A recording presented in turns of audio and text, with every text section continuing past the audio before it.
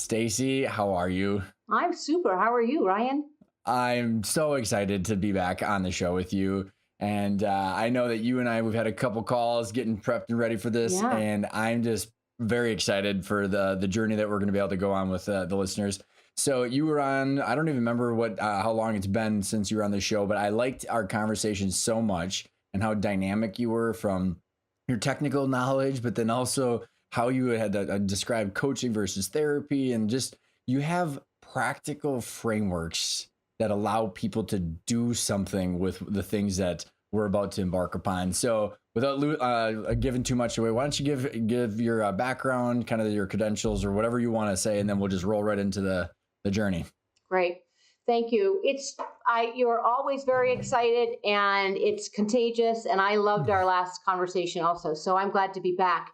My background is I traverse really across a lot of disciplines and really a lot of lands. I think I was definitely born to be a psychologist. At 8 years old, I started writing my own songs with a guitar. I traveled to Japan. I'm from a family business. I got my doctorate in clinical psychology, and I've been coaching business owners and more recently athletes and a performing arts actress. So yeah, so and I'm really, all within that, you have your Series 65 too, which right as we were wrapping up the last one, I was like, wait a second, you're not just a psychologist. You actually understand the technical nature of like other things that are going on underneath just the emotions.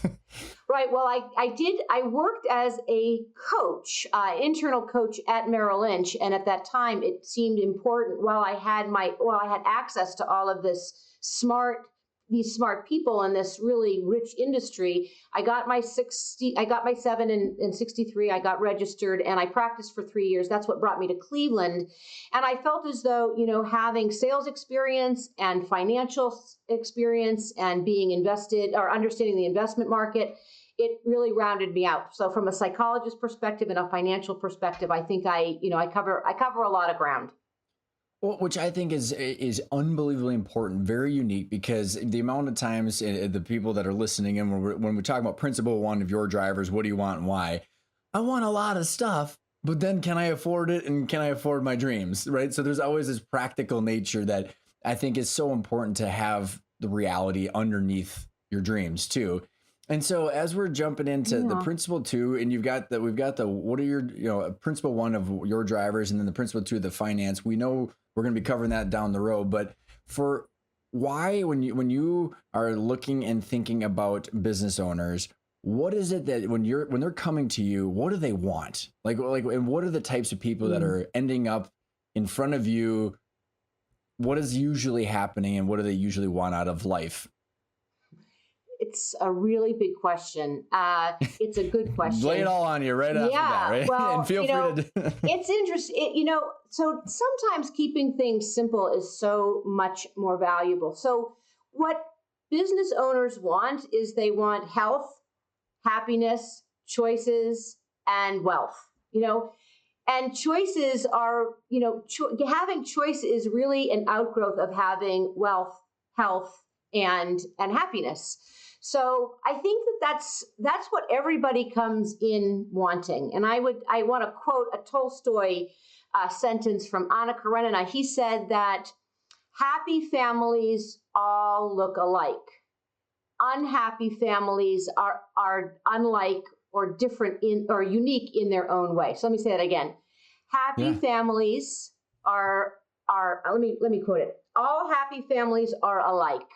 Unhappy families are unique in their own way. Mm-hmm.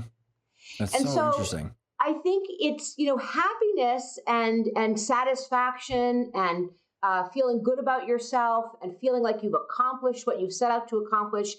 Those are very fundamental, human experiences for healthy development.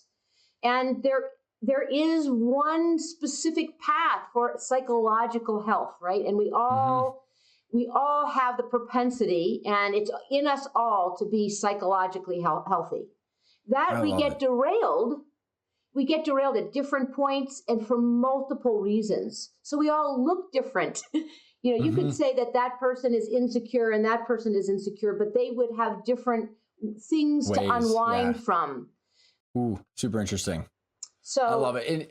And before I wanted to make sure before we go continue throughout the journey, Mm. maybe set the ground work again of the difference between coaching and therapy, because I think you talked about like upwards versus downwards. Maybe in your words, describe that Right. again, because I think that places you and people can understand more of how you fit into with these top performers and these entrepreneurs who ended up talking to you.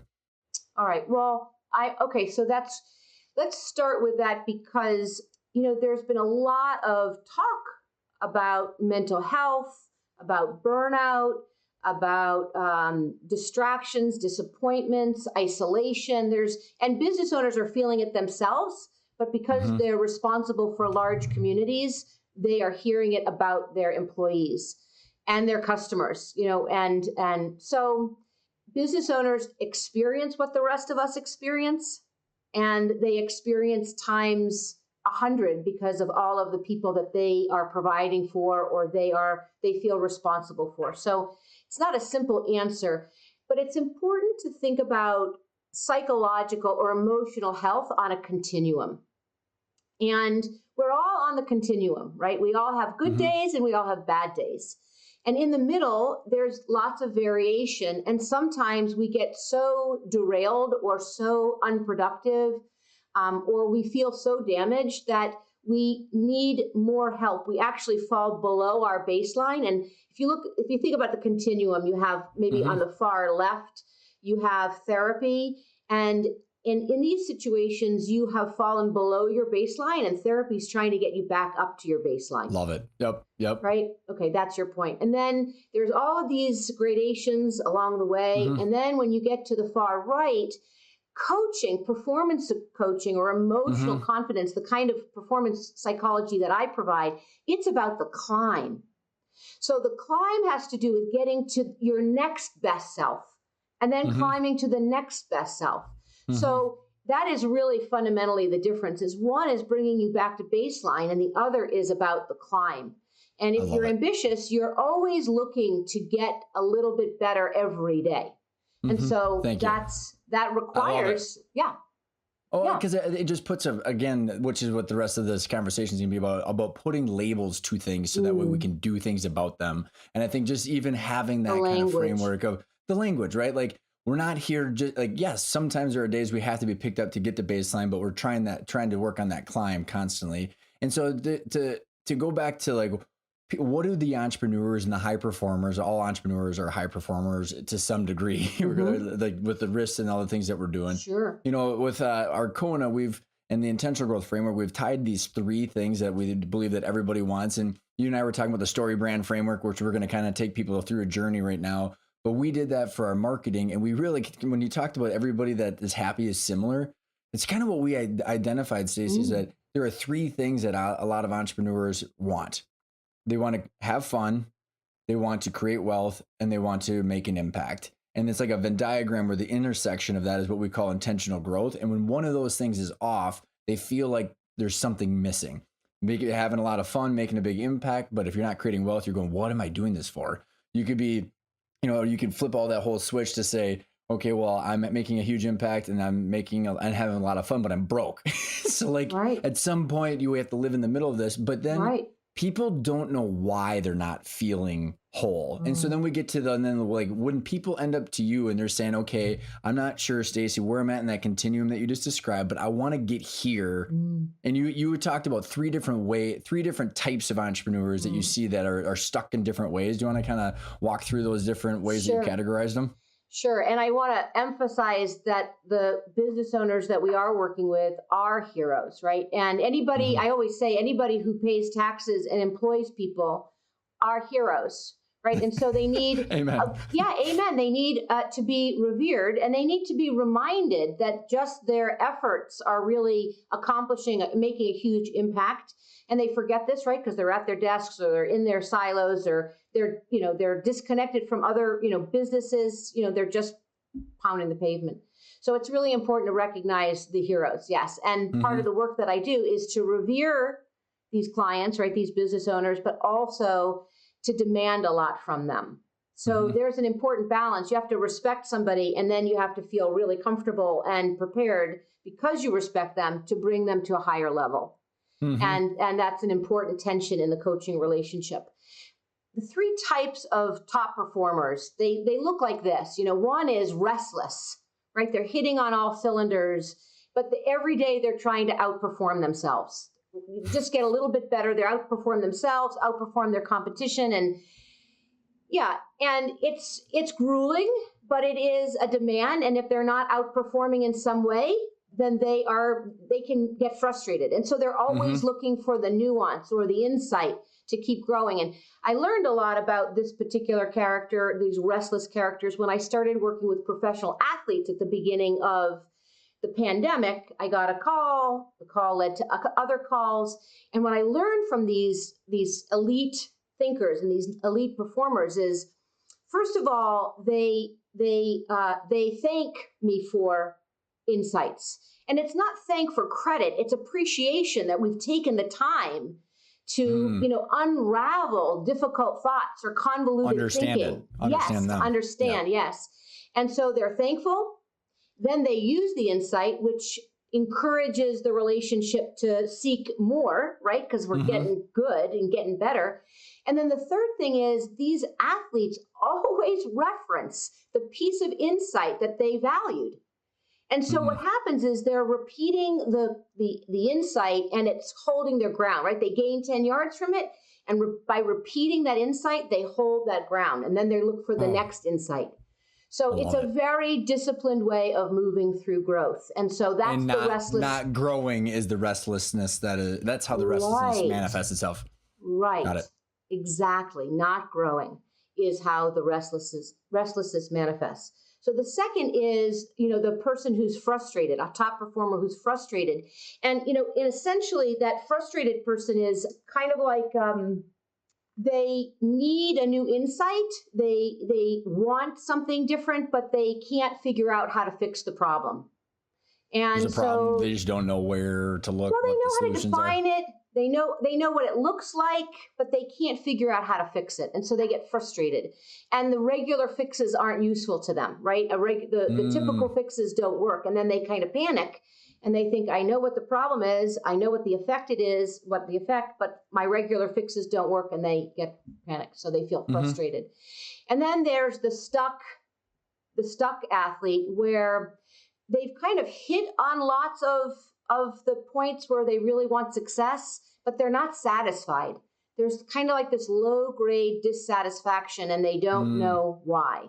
And so I would say those are the three kinds of top Mm-hmm. performers. They expect greatness, they've had greatness, they want more of it, and they're really seeking the help. So that's the other Mm-hmm. part, that the kind of people who show up, at least who stay working with somebody like me. There is no wiggle room. Mm-hmm. Growth is inevitable. Mm-hmm. The conversations sometimes are easy because the insights are flowing, you're in your flow. And sometimes the insights are difficult. And sometimes a lot of advisors won't stay in a tense situation with a business owner or a client, because the risk is the relationship ends. And in my case, I'm willing to stay in the fight or in the discussion because I know it's not interpersonal. I know there's nothing that you've done to me that's betrayed me, and I have not betrayed you. So there's no quality of our relationship that's been diminished, except that we Mm-hmm. have this disagreement. And Mm-hmm. often the disagreement is about a blind spot. And so it's my job to either figure out, it's always there are 10 different entry points, 10 different ways to get inside and under somebody's Right. skin. And as a psychologist, I think I'm uniquely qualified to find the different ways in that make difficult information useful.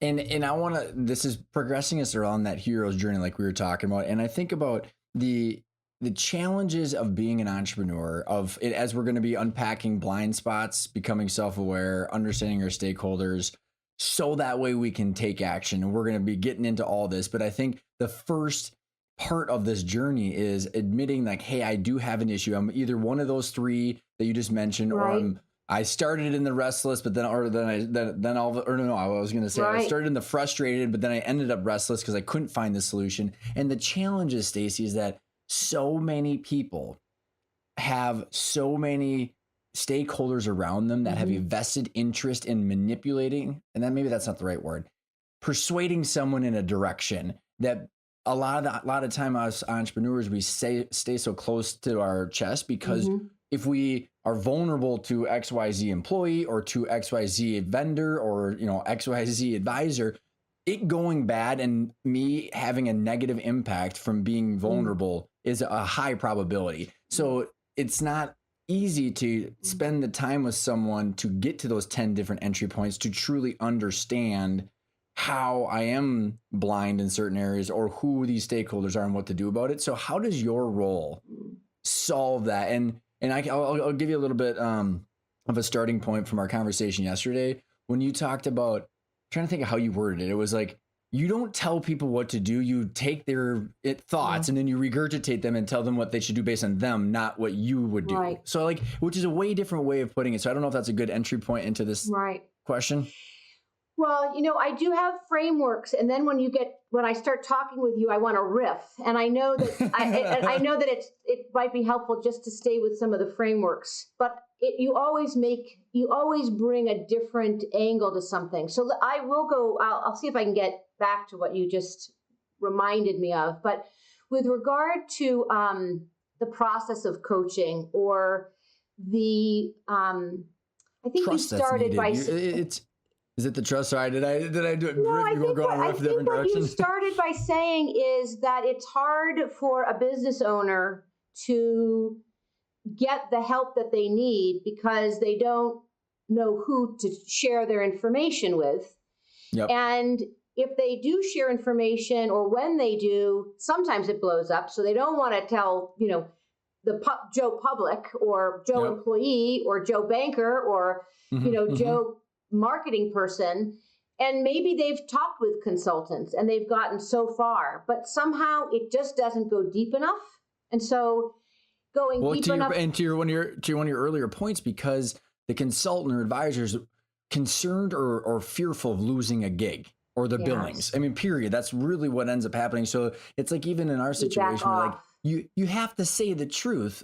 That's the value that they're paying for. But people are scared because that was offensive and I don't want to work with you anymore. It's essentially what it is the risk. So how do you overcome that? Okay, so let me stay on point with you with regard to getting deep. So that's a process question.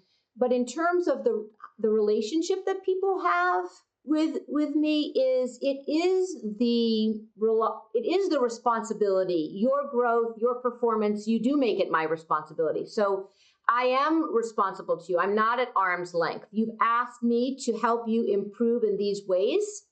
Mm-hmm. Sometimes these ways are tactical. Sometimes these ways are, let me script this kind of conversation for you so that when you go have that conversation, you're not a Debbie Downer. You're pointing out something that's challenging, but it revs somebody up. It props them up to, and then holds them accountable. So, So I think one of the things is just helping business leaders use words so that they can be more effective when they're engaging with people who they want more from. Mm-hmm. And the second thing I think is when they aren't clear with themselves. So there are, 5 universal distraction or mental block or emotional distortions, let's put it that way, that I'm responsible for uniquely, that others might not be. So this is why we can go really deep is, one, business owners they're distracted. They're distracted in their mind. So their minds are distracted. And so when you're distracted, you can't perform your best. When you are distracted, when you're worried about lots of things, you can't imagine one of your favorite, sports players. Imagine they're distracted and they're trying to throw a touchdown. I mean, you have to be so focused. And so distractions corrupt a day of a business owner and their long-term performance. Disconnection in relationships. You get a little bit of a slight between you and your CFO.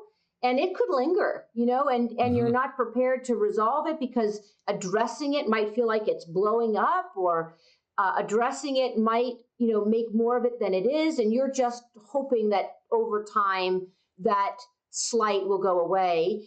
And everybody might act normal, but it is a little bit of an edge that's between you. Everybody knows it's there. Or just the two of them, or it's known. I mean, when you say something involved. Yeah.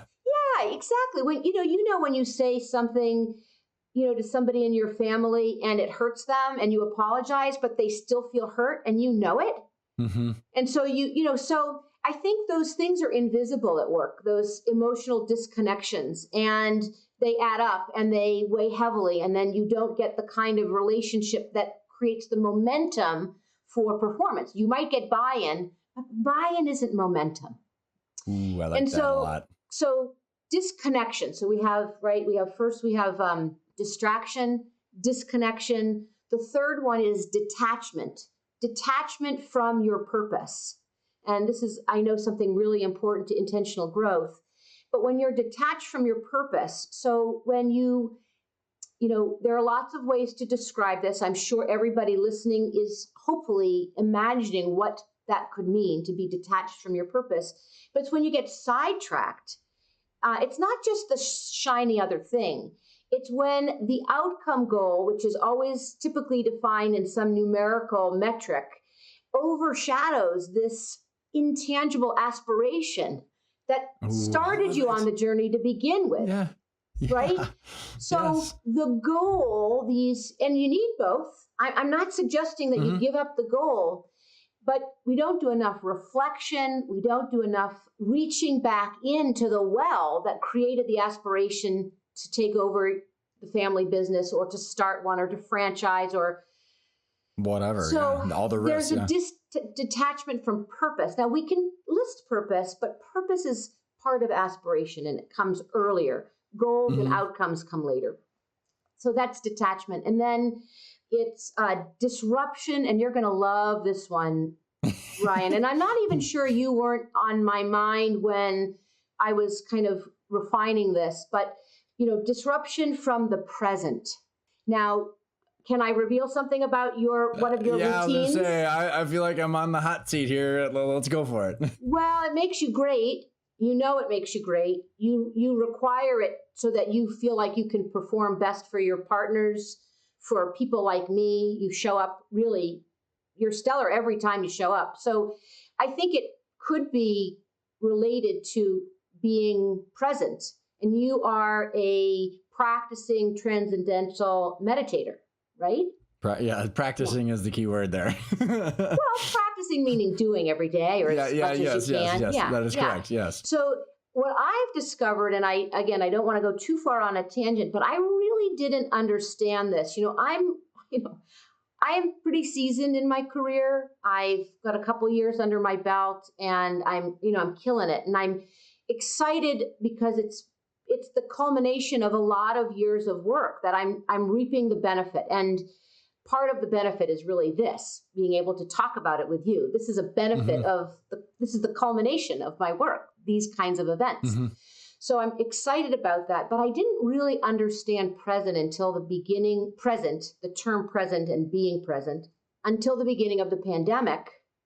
And when I got anxious, I believed that anxiousness was not a good use of my mental space, and it was a choice. There's a quote, worry is a waste of an imagination. So I believe in that. So I needed to practice imagination, not worry. Well, how do you do that when the world is worrisome?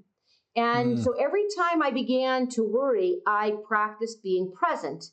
And my version of present was not maybe, I don't know, I shouldn't judge it, but my version of present was simply to thank the objects that were existing with me in the moment.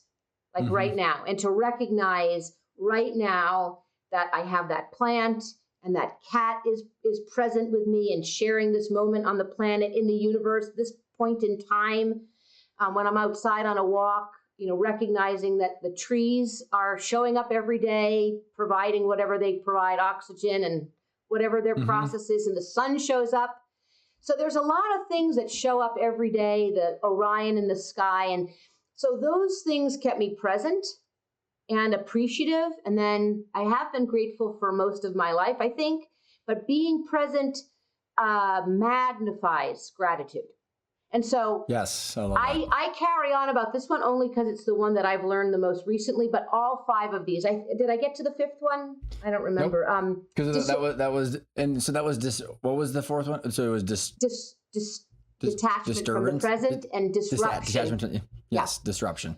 Disruption from purpose, detachment from the present, and then disoriented, right? Just being disoriented, not knowing your North Star. And that could go back to present. But, I think since the pandemic, Ryan, I am a lot more hardcore about the importance of humanity. And I think these things, being disoriented, and finding your North Star, being aspirational, being focused, being connected, being dedicated to a purpose, these are the things that are occurring under the surface that our clients are, us as business owners, we can't always figure out on our own. It's the forest for the trees. We can't see about ourselves when we're living in it.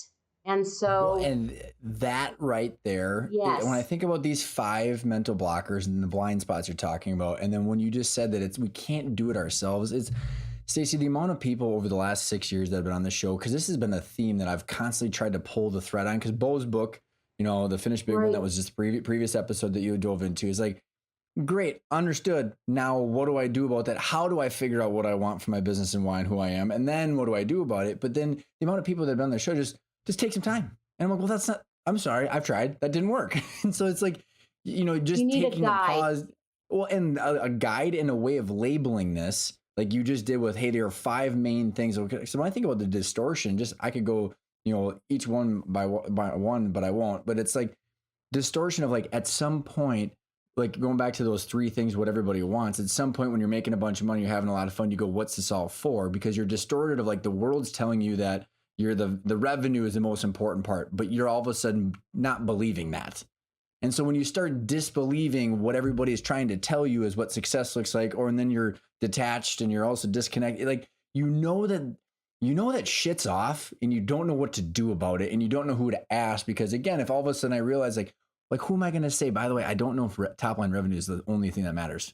Who are you going to tell that to? Because everybody's going to go, oh shit, Ryan's having a crisis. And like, is my job in jeopardy or is my client in jeopardy? Like, so there's no way to like, once you start unpacking those 5 different blind spots or the blockers, what's the process of doing that to get to the root answers? It's such a good question. And here fix it goes. Me, Stacy, fix me. I'm just kidding. So here's how it goes. It's 2 or 3 points, right? It's 2 or 3 parts of the process. So how do you get there? So let's go back. So part of the whole conversation when I'm educating or introducing a client to the process, it's the beginning, and this is the education. So it starts really where you mentioned before, the continuum of emotional health. So it's part of it's being brought back to baseline, and then it's the climb. And we're always going through both. When you're focused on the climb, you have enough self-awareness so that when you fall beyond the base, when you're falling a little bit, you can use self-awareness to get you back to baseline so you're performing. And usually there is that slip, and it's not really a slip, it's the opportunity to learn something new about yourself so that it'll take you next to the next level. So it's a little bit forward, a step back, and 2 forward, right? You're there, you have to learn something about yourself, so you have to back off from that growth, and then you take 2 steps forward to step into a new baseline. And so this is really important, that concept of, forward and back, because you always have to learn something new about yourself. Growth is based on necessary tension. So when business owners are frustrated, that's a great thing. But when they're perpetually frustrated, or when that frustration is gnawing and it won't let up, they really need a quick fix, because they got to get going. They got a game to play. They got a game to win. They have so I think that when you get somebody in your back pocket like me, or like the folks at Intentional Growth, when you get somebody in your back pocket who sees you for who you are knows the path, but knows it's about your path, then you navigate and you collaborate together. So that's one part of it. I really think labeling, if you want to think about it this way, is I think it's the silver bullet. Your brain creates material, right? Your brain produces material. So it's all, everything we're talking about is, a lot of it isn't in the head, right? It has to penetrate and work into the physicalness and the heart and the spirit, but it's in the head, right? It's something that has to be working in the head for us to have all of these human reactions. So the brain produces information, right? It's you're hardwired and it's right in your head and you can see it and we can test it. We can see bright lights being stimulated in different parts of the brain. So we get how the brain works. I'm not that interested in how the brain works. I'm interested in the mind. So the mind is, we don't see it, but we're talking to it, right? The mind interprets that data. Now, it interprets the data and it's really one thing. So how do we go from one interpretation of some stimuli and all of a sudden have all of these thoughts about it?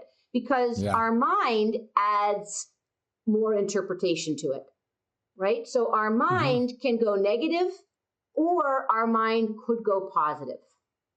So again, the brain produces information, the mind interprets that information, and then has a choice to make, go positive or negative, because we're always going to add information to that stimuli. So it starts out as a stimuli, then we interpret it, and it becomes our own interpretation. And we tend to go negative with it, and we tend to bring in old information from our lives to determine that piece of information, and often it goes negative. So what part of our sense of who we are helps to manage your mind? It's our consciousness. Right. That's what makes us human, not thought. Thought doesn't make us human. Our ability to observe ourselves. Well, that makes us human. And that's where that self-observation, and doing that with somebody who has all of your things in your best interest, you riff on that stuff. Okay, what does this interpret? Stacy, if I consciously take this idea and go this way, am I being accurate when I'm negative about it? Like, is that good self-awareness to be critical of myself? Because maybe it is good to be critical of yourself. But if it's negative critical, then you're in a spiral. The same is true is, could I look at this more positively? And am I grandiose? Am I rose-colored glasses when I take it like this? Or does this make sense? And will this work to advance the things that are most important to me? So it's that self-observation that I work with. And I help you become good at self-observation and then good at emotional awareness. So a lot of who we are is who we were from an emotional perspective. So we do have to go into, were you shut up at the dinner table? Was your sister always the shining star? Were you the lucky one who were you in your family? Because those are the places, that's the place where you learned to be a teammate, where you learned to be an authoritarian figure, where you learned to be a follower. So self-awareness and emotional awareness is really important. Well, no, and I do remember. So that's it. That's fantastic. That's good. Thumbs up for that. So like the process of becoming self-aware is a difficult part. Like you describe, even with the how you were describing that is even insightful to then do something about it. But what I think is so interesting is, with Bo's phrase of people didn't know who they were, what they wanted from the business and why. I mean, that's truly just self-awareness. Like they didn't know that. And therefore they made choices that they didn't know were going to have a negative outcome based on what they unconsciously knew that they wanted. And so it's all being unconscious. And when I think about, when you say it's a lot about who we were, this book, Becoming Supernatural by Dr. Joe Dispenza, and you and I were talking about a bunch of these other books where, and it's like, I don't know what percentage, like 98%, they were saying that is it's all habit by the time you're like 30. Like you're just Mm. running on this autopilot. Mm. So like going back to your Mm. phrases, and that's why I put my thumb up, is like, so you have these thoughts and then they turn into action. But when they're mainly automatic, even when you're a business owner, like managing all these complex decisions, they're kind of just automatic of what framework you're using to make those decisions. And if you're not conscious of how it's going from here to action, this process of unpacking that, like even with the 5 different things you talked about, figuring that out. And so like, what is it like, how do people actually experience, I'm trying to think of what the question is, like How do they go through the process of growth? What does it look like? yeah, how like, Yeah. because like, I mean, to your point, Stacy, like sometimes I just want to know, and am I freaking crazy or not? And like, I don't want to ask that to just anybody, even though it's all online for everybody listening in. But like, sometimes I just want to know, am I on track or off track? Here's what I'm trying to accomplish. And I'm truly blind because most of what I'm doing is on automatic behavior. So it's just that process of unpacking that and then moving forward. Does that make sense? So, yeah, so I'll rephrase the question just a little bit, because maybe, again, and so this is an example of coaching, right? I'm not coaching you, but this is what happens in coaching. I'll take it. Well, is you asked, sometimes I just want to go to somebody and ask if I'm crazy. Well, actually, Vistage groups are good for that. And YPO groups are good for that. And EO, am I crazy? You want feedback on some cognitive thing. I think what you're asking maybe is, what is it that's standing in my way? What emotion am I having? I think it's on an emotional level that people don't know where to go. Like I'm feeling anxious. Let me add to that. Yeah. Because I'm going back to your 5 things where if I want this out of life and my business, right? Here's what I think I want. Here's for my life. Here's what I think I want for the business and why. Like out in the distance, that's what it is. Am I actually doing the things that are getting me closer to that or not? I don't really know, Right. hypothetically. Right. And so what are the blind spots that I might be having where I'm accidentally making the wrong choices along the way? Okay. All right. So let's shift into let's shift into the ecosystem, right? So Perfect. there are 2. So let me share this one thing. I'm not healthy unless you're healthy, and you can't be healthy unless I'm healthy. So because we are part of an ecosystem, right? Our health is related to other people's health. So healthy development is self-wellness and environmental wellness. Okay, so we live in an ecosystem. So if it's polluted, it hurts everybody. That's why those invisible dynamics, that tension between the CFO and the CEO, because there was a slight, and it doesn't quite get resolved because it would be making a mountain out of a molehill, and you wouldn't. So it's just those things multiply in a system. So the first part of the process of, my winner's circle, my winner's circle ecosystem, it starts with the business owner. They're the head of the snake. Everything is dependent on them. They own it. They own it. And if one day they don't show up their best, the whole ecosystem is impacted. So they can't look over their shoulder. There's nobody to look over their shoulder and see if it's going to get done or not. But so much doesn't get done, right? The business owner is responsible for so much that doesn't get done in a day, a week, a month, and a year, which either slows their exit down or it frustrates their productivity or their profitability. It's not good. Or their time in the day, all of a sudden you're sacrificing your family time or this or that. Right. So the first thing is, does the business owner want to do the work? Are they going to use themselves? Are they going to practice disciplines that help them become emotionally mature? So there's emotional awareness, there's emotional confidence, and then there's emotional maturity. And of course, the farther upstream you go, the more effective you are in every part of your life. So the goal, not the aspiration, but the goal in my work is that every aspect of your life is high performing. If you can expect, and this is what I learned from my athletes, if they can be high performing on the field, they know that there's a methodology It's not it's not strictly talent on the field. It's in their brain. So if they can do it on the field with their team, they can do it at home with their families. Mm-hmm. Mm-hmm. And they can also manage their careers and their wealth and their legacy. So Mm-hmm. this is about, in my book, this is about making sure every aspect of your life is high performing. That's my goal. That's my goal. That's my promise. Well, and it's absolutely in the same vein of what the entrepreneur or owner wants, because anybody that's listening in and they have never experienced to this, in my opinion, is just lying to themselves. We're like, okay, you're going and you're crushing it at business, on your company or whatever it is, and your spouse and you are having a disagreement, or your kid's not listening to you, and you're maybe thinking about doing something, drastic with your child or whoever it might be, or you got family members, you're taking care of your parents, or the amount of crap we all have to deal with. You can't just show up on the field to your athlete example and just crush it with all that baggage in your head.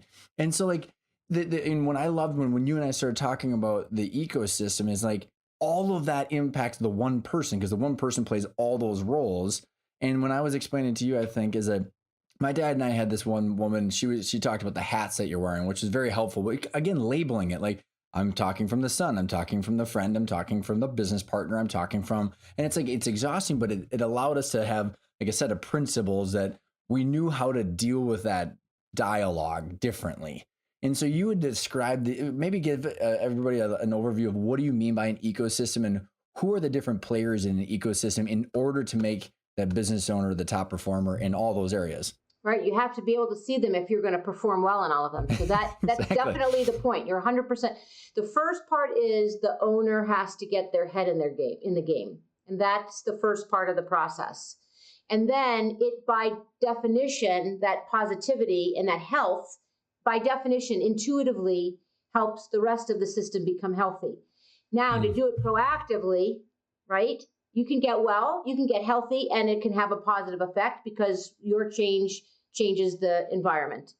Mm-hmm. But to do it to scale it, you have to be able to see the entire ecosystem. And the problem is that business owners don't have visibility into their entire ecosystem. And so they make decisions like they're shooting in the dark, but it's worse than shooting in the dark. It's shooting at dusk when you think you can see everything, but can't. Ooh, yeah.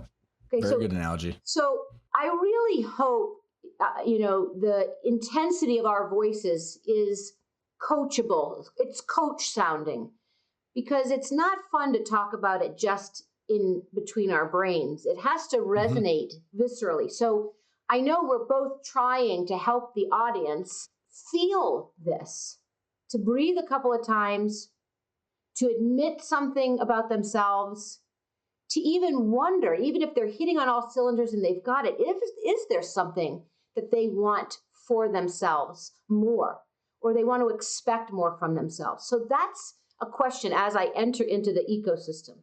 So the two questions is, do you want more from yourself? Do you expect more from yourself? So that's the audience question. And the second is, do you expect more from yourself? So I suspect your audience would say yes to both of those things. Mm-hmm. Mm-hmm. So now they're working your program, and there's this additional opportunity to become more powerful and have more control by seeing all aspects of the ecosystem. So now we shift. I got the business owner wants to do the work. They've demonstrated it. They're not going to be overwhelmed by this, but this is big, right? Because now I'm going to introduce them to all of the things that they don't see. Plus the stuff they do see, they don't see all of that well sometimes. Or they want to put underneath the rug. So the ecosystem, and I'm going to just take a few minutes to describe it, and then you can go for it. I love it. Jump in. So the ecosystem is like a Venn diagram, as you've described in my world, and I borrowed this from the family business space. It's a Venn diagram, and it has three circles, and the three circles, one represents family, or in other words, relationships, personal, social relationships that feed your soul outside of work. Then there are the business. You're a leader of a business, and you have. These people can feed your soul too. but these are business relationships and dynamics inside an organization. And so it's the family, it's the business, and then the third circle is the wealth. And the wealth circle has a couple of components to it also. It's governance, it's bylaws, it's financial documents, estates, it's ownership and stock, it's control, right? It's ownership. So you have the ownership wealth circle, you have the family circle, and you have the business circle. And these circles, when clients come to me, it's not rocket science to the client. They're like, yeah, I'm a provider, I'm a leader, I'm an owner. Yep. Right. But what happens is I point out and I say, well, you're fragmented and you're showing up this way. Now, this isn't, I have examples of it going other ways, the proportions, but typically a business owner is overextended in their business, hyper involved in their business. Sometimes they are laggers or lackers in their family circle, mostly because they feel maybe sometimes like imposters when they go home. It's somebody else's spouse is kind of the CEO. The kids have a rhythm and the owner steps in and they feel a little bit like an interloper, can be a little bit. And then in the wealth circle, the ownership circle, they're ambivalent. People don't want to talk. Business owners don't like to talk about their wealth. They're not hitting the numbers that they want. They got too much debt. They don't want to. They have. They don't want to think about it. They don't know what the company's worth, and then all of a sudden it's like I don't even know where I'm at right now. Right. Exactly. So they don't have a financial plan. They don't have their estate plans. They don't know what the valuation of their company is. They own some. So they're ambivalent. Right. They're kind of in and they're kind of out. They go every quarter to talk to somebody about their lawyer or their accountant or their financial advisor, but they're ambivalent. So you have hyper extended, overextended in the business, kind of trepidatious in the family, and ambivalent in the wealth circle. So my job now is to help the business owner bring that ecosystem together so that they can lead it with one mindset, a single mindset. Just like, if you're a CEO of a holding company, you have 5 companies. You have 5 companies, but you're the CEO of that holding company. 5 CEOs report to you. You're the chairman. You have to understand the operations of these 5 things. It is a reasonable expectation that a business owner see this ecosystem in its totality and lead it with one mindset and not be fragmented. So I can't emphasize that enough, but this is about seeing your world and being the leader of the whole thing, one leader of the whole thing. Not 3 leaders of 3 different things. Now we bring it together. We have these 3 circles. We are bringing them together. They're overlapped like a Venn diagram, like the Olympic flag. And now you have 4 additional circles, right? Because you've just brought these circles together. So you have the 3 pure circles that still exist: family, wealth. We'll put a picture in this in the show notes for the audience too. Then you have the 4 in the middle, and so now these circles have another set of meetings. The 7 in combination represent 7 universal stakeholders. You're in the center. You're number 7 in the center if you're the owner.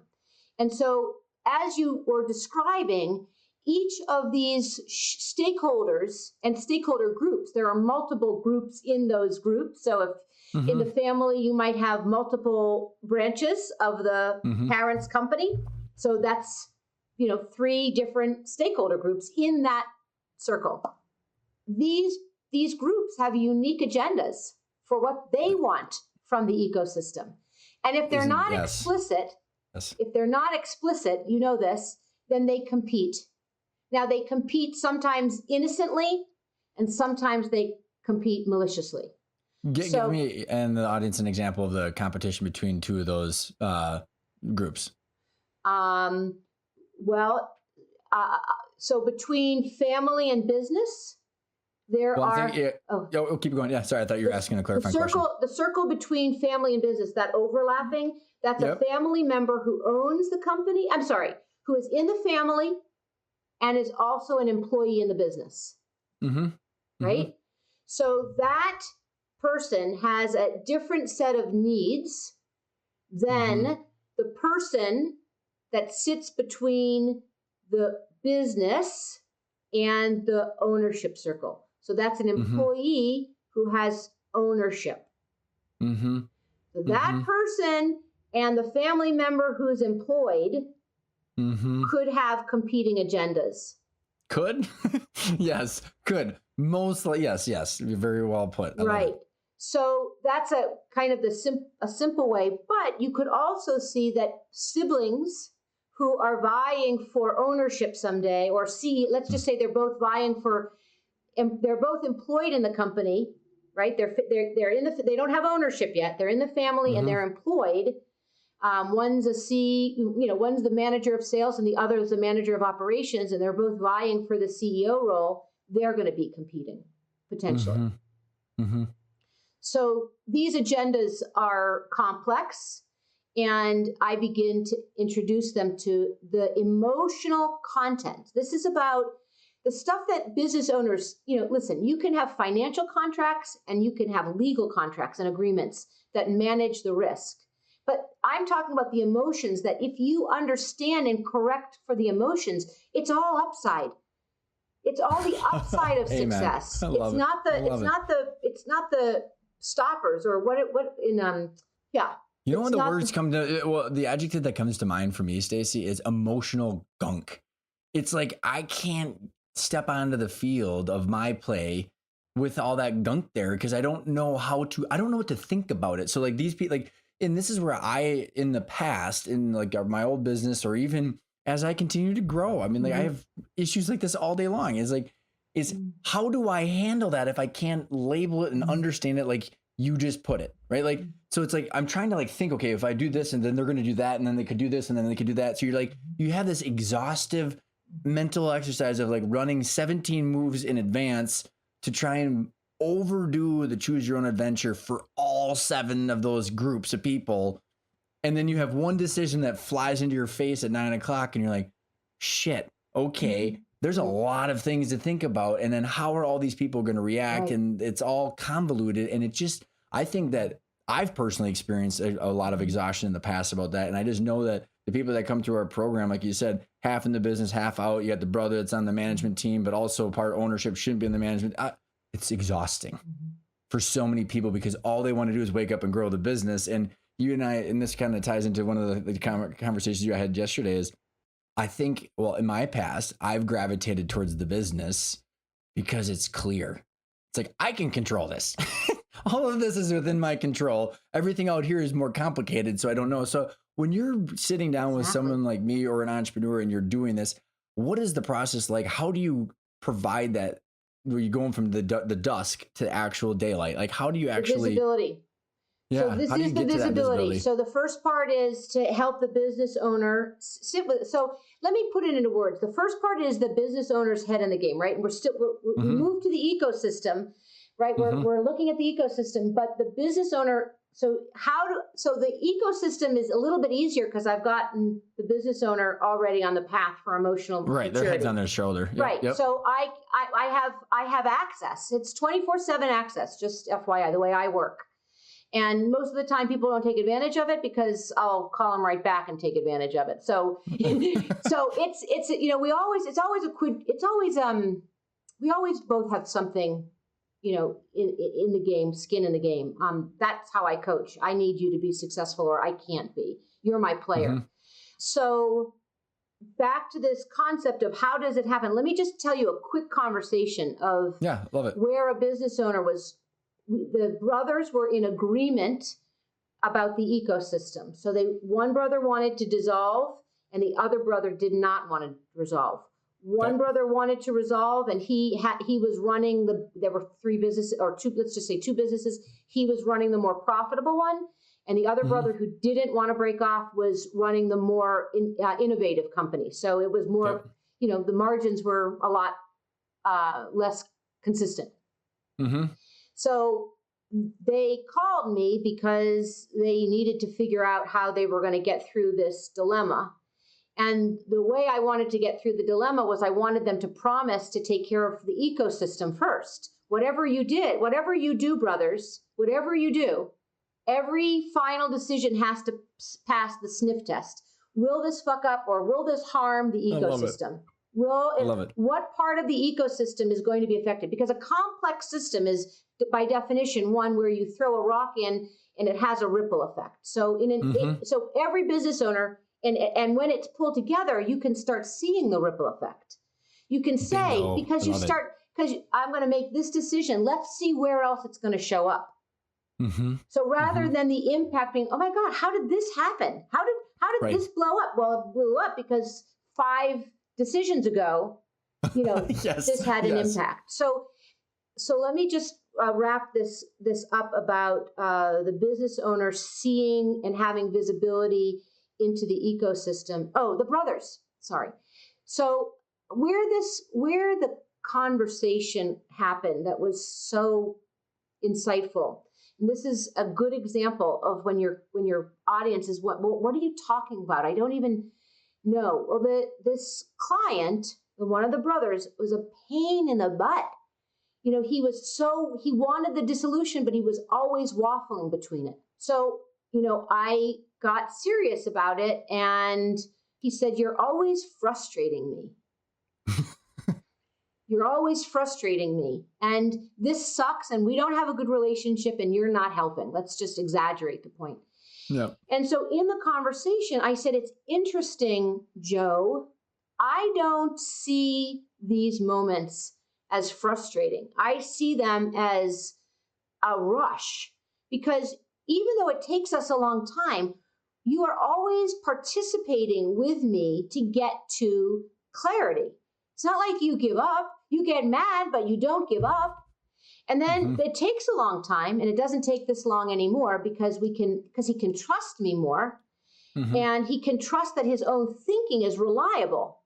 So, it's a process of, I'm trying to convince him of something, but he doesn't want to be convinced because he's skeptical of what I have to say, and he doesn't want to buy it because it means he can't believe what he believes.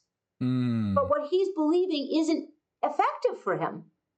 So, and he knows that already. Well, so it's he doesn't exactly know that moment, that thought, but then we get to it. I said, Joe, it's that thought. That's the thought. And that was connected to the fact that he thought I was frustrating him. So he was defending against my frustration rather than evaluating the position he was taking. So he was confused. So this is that untangling. You have to do a lot of that untangling in order to gain clarity and confidence in your own self, to then go to all of the relationships in your entire ecosystem and participate with that level of emotional maturity. Ultimately, that's what this is about. It's about getting business owners developed with their emotional maturity, so every single part of their ecosystem, they are engaging effectively. That's it. I just want to wrap that. Yeah, that's it. Drop the mic and be done. Like, honestly, Stacy, because I think about every day the people listening in, and myself included, wake up and you have to make very big decisions that have a ripple effect for a long time. And the craziest anxiety comes from, I know that there's going to be a long-term effect or impact on what I just decided, but I don't have a freaking clue what that's going to be.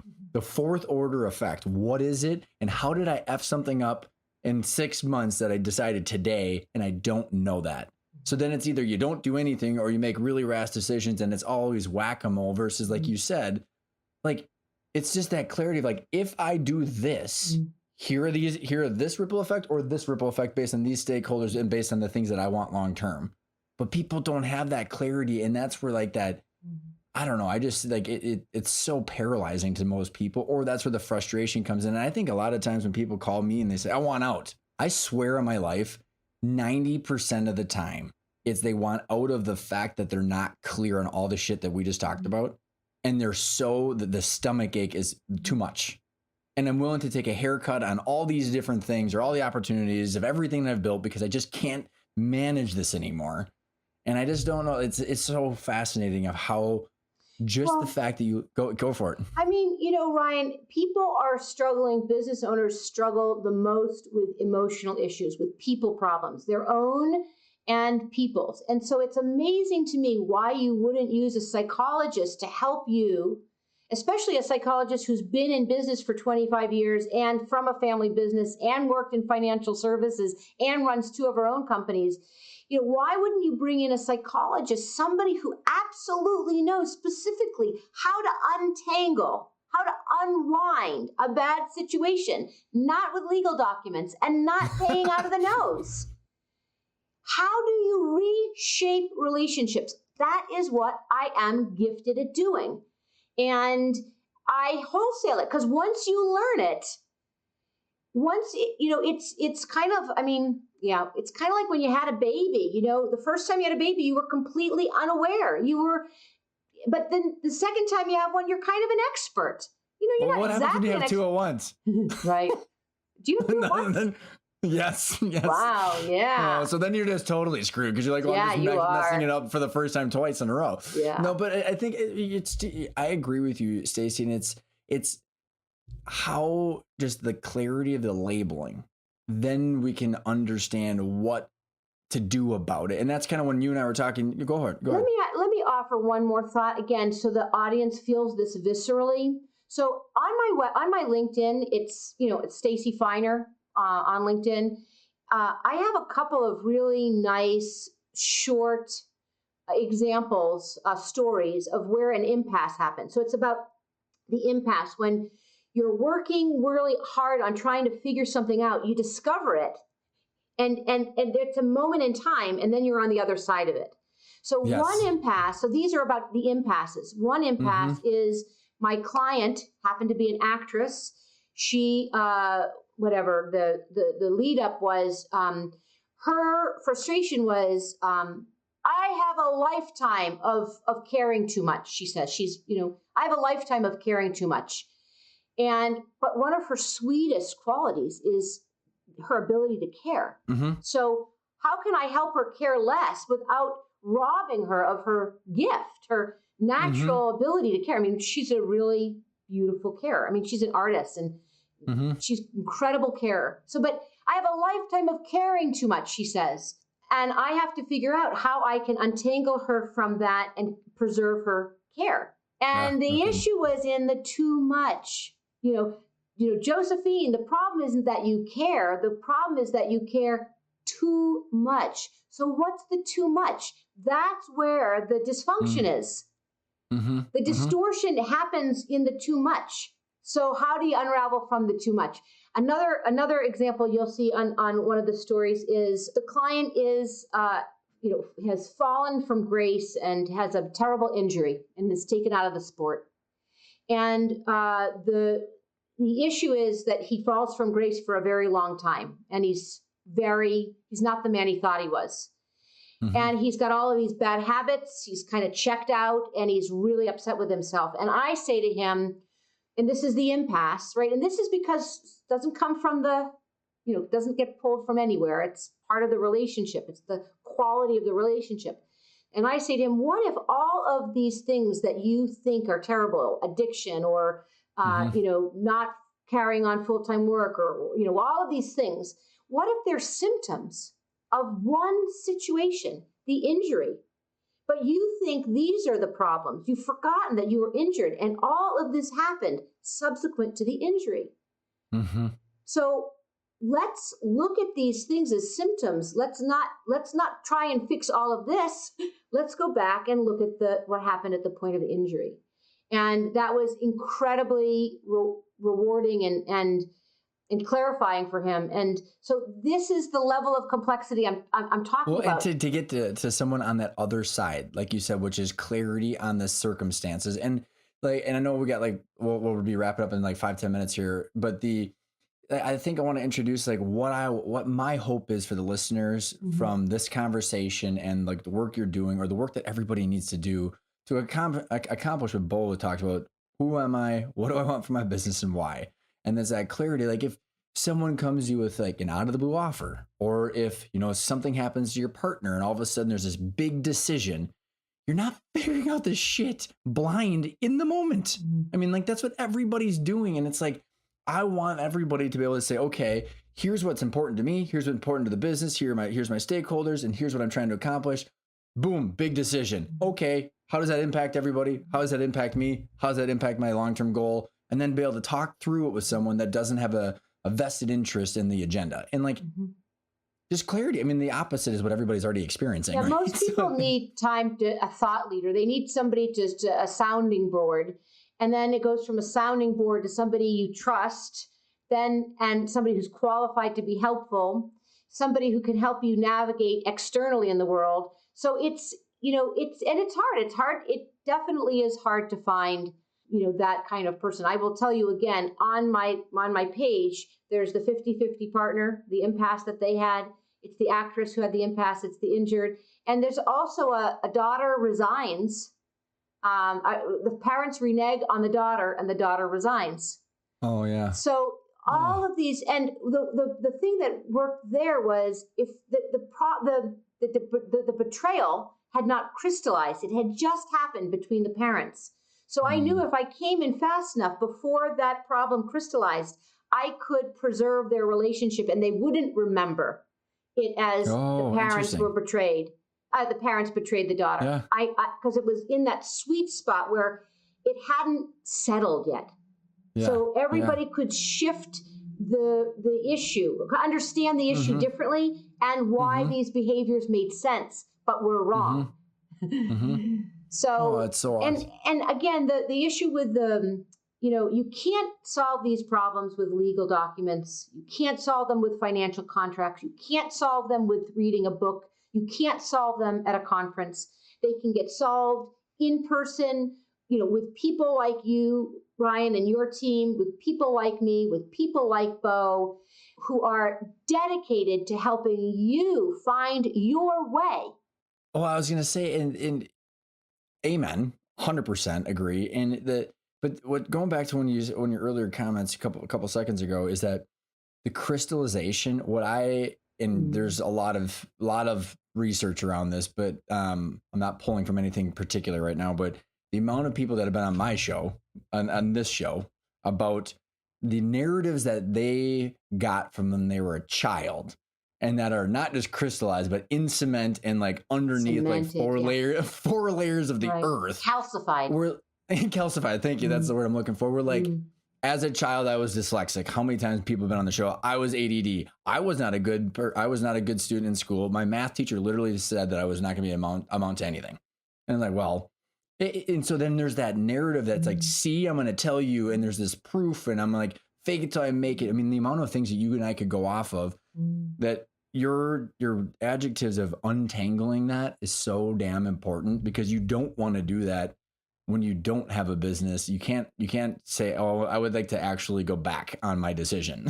like you have I don't know if there's a question there, more just a comment, Stacy. Like, do you see the same thing? I mean, I don't know if there's stuff that I do. I think people need to recognize that they're competitive, that they are the competitive advantage. That, if you're leaving, if you are worried about leaving anything on the table, not understanding your true power, and the true power comes from clarity. And there's a rush. I mean, I can tell you there are clients who used to dread or imagine dreading coming into coaching. And every time it's a rush. It is a rush. Yeah. The conversation is dedicated. It's about you. And, every client who's ever showed up thinks their truth is really going to be ugly. It's really unacceptable. And I love my clients, and they are beautiful, and growth is the most remarkable thing. And then when you grow and you bring that to make it better for other people, business owners have a very unique opportunity. Unlike corporate executives, unlike board, business owners have the ability to create an environment, a community, a world economy. Every business has a world economy right in it. And most people who are running world economies have a lot of advisors, and I think advisors, you can dial us up and you can dial us down. You don't want us at arm's length. You want us right in the thick of it with you. Your success is my success, and your failure is my failure. And it's like being, with a coach whose win is your win. And that goes back to as we're wrapping up, is the hero's journey, and the heroes are the people tuning in. They've got these challenges. They need to understand their blind spots, become self-aware, understand the stakeholders. Then they can do something about it. And I want to go back, and because I think we can actually literally close the loop on this, is when you had said, like what a coach should do for high performers, which all entrepreneurs and owners are, is you and I, it was yesterday, but then a couple other times you said, like, if I were you, I would do this. And you're like, I don't say that shit. And so maybe Right. explain, like, getting to that next level is not about what you would do if you were me. It's explain how Right. you phrase Well, it that. comes from the fact that a lot of coaches have prescribed programs. And so they'll tell you, I don't tell my clients what to do. Well, that's not how relationships work. And psychologists and coaches should not be at arm's length. We're at arm's length because we don't want to get fired and piss you off. We don't want to piss you off and get fired. And we're at arm's length because we have this protocol that is made up, and it doesn't engender honest relationships. So what you really like is when people have said, you had mentioned, Stacy, we don't tell people what to do. And I said, but I do tell people what to do. Absolutely. If I know And that's something what I that you loved it. need to know so that you can hurry up, I mean, I loved it. you got to go fast. So we're working on the problems together. And if I figure it out for you or with you or before you, I'm giving it to you. But it's not based on what I would do. I'm not telling you what I would do. I'm telling you what we figured out would be right for you. And then I'm finding a way to make that look what we figured out. Now do it. Look at we've come up with it. And so I tell you what to do based on the insights that we've found about you and about your ecosystem. Well, and it's like, just kind of like, duh. When I heard that, I was like, well, duh. That makes so much sense because Tiger Woods hires a coach, Tom Brady hires a coach, and Serena Williams. The coaches are they're telling them to do so. The coaches are literally barking orders at these top performers. Exactly. Exactly, Ryan. I guess Ryan. that makes sense. That's the kind of coach we're doing. I love it. So this has been as much fun as I thought it was going to be. I'm actually even more happy with the conversation.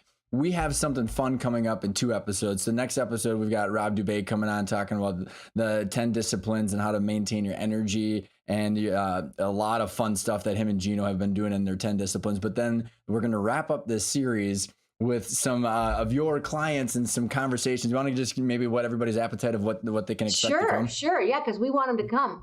Well, I think what we're going to do is Ryan is going to interview me with 3 different clients, and we're going to riff. We're going to ask them some specific questions that will represent what a lot of your clients are feeling or wondering, like, why does somebody say yes to a coach? And, you must have been really at your wit's end to figure that you needed a coach. And then by then, how much time did you need to wait before you got a coach? So they'll talk about the value of coaching and what they wanted. They're going to talk about the process of growth for them, what worked, and a little bit about the quality of the relationship that they have with me. And I'm sure they're going to be pretty honest about how idiosyncratic I am because, there's a little bit of science and there's a little bit of art and there's a lot of discipline. But and the reason that I'm super excited to have that format is because it's very difficult to talk to someone that isn't self-aware about how to become self-aware. So your clients have come over the impasse, like to your point. So they've got the ability to describe where were they before, where were their blind spots, what were their challenges that they didn't even know, but now they can describe to everybody what that process was like, and then how they're using their insights today to constantly be making better decisions and that are clear to them. So I'm super pumped for it. Yeah, you're gonna have your hands full with us, Ryan. Oh, come on, bring it. So for the listeners, why don't we'll do the same 2 questions. What does the word intentional mean for you? And then also, where does everybody find you? I love the word intentional. It is proactive and purposeful and forward. It's actions that you do that are purposeful and forward and growth oriented. You can find me pretty simply. I go by my name. My website is stacyfeiner.com. LinkedIn is also a really good place to find a lot of my fresh material. I use it like a little bit of a blog. And my website, email, and phone number are all available there. Stacy, thank you so much for participating. This is going to be fun. Yeah, you got it. It's always a ball to work with you, Ryan. Thanks so much.